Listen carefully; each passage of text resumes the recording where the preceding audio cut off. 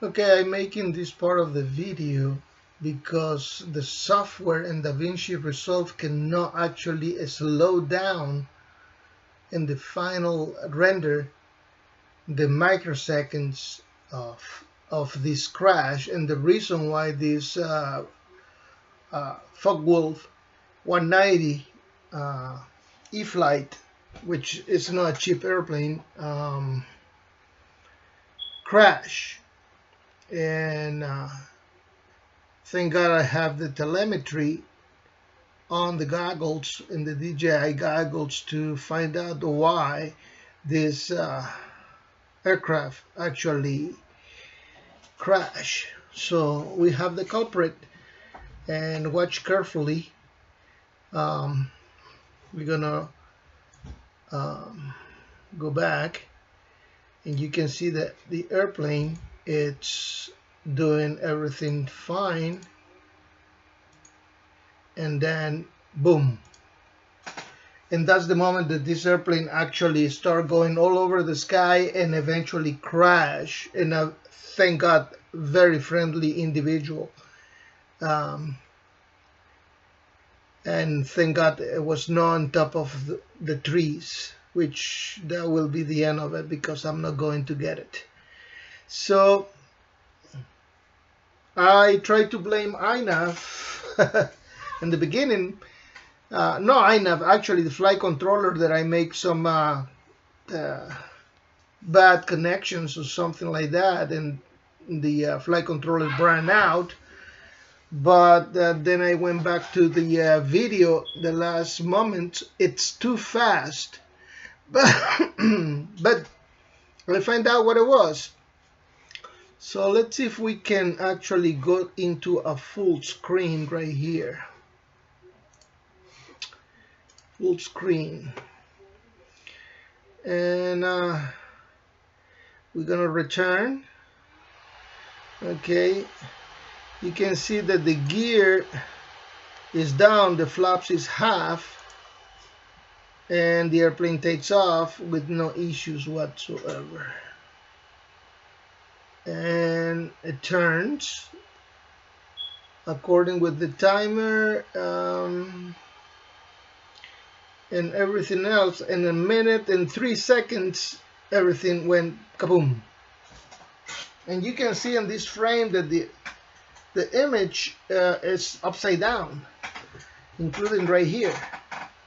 So you will assume that the airplane went crazy upside down because the flight controller actually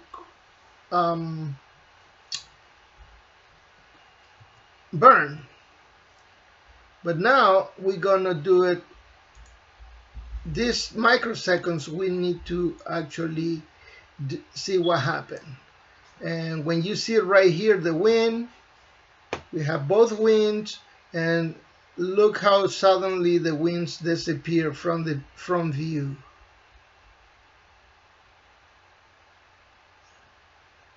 It pitched down because I did that. I did this, and when I pitch up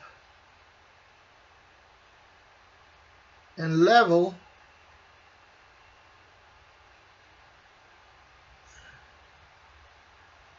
and right here you can see boom, boom, boom, boom. Right here's the problem. It's, you see that? That's the rear of the aircraft, and this is the cockpit. So what happened is the cockpit flew off, and it took with it the elevator and the rudder out of the flight controller. So the servos got disconnected from the flight controllers,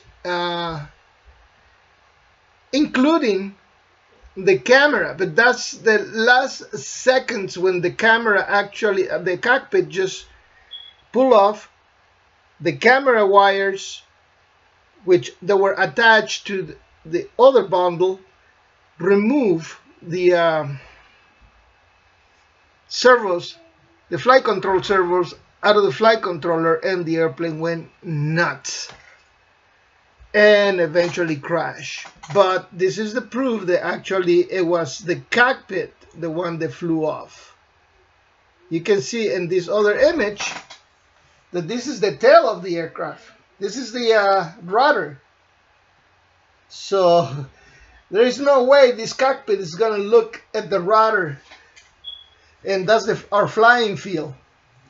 So there is no way this in this position this cockpit will look that way. So we found the culprit of the crash. It was no Inav. It was not the setup. It was a complete careless in my part not to actually super secure the cockpit on the aircraft.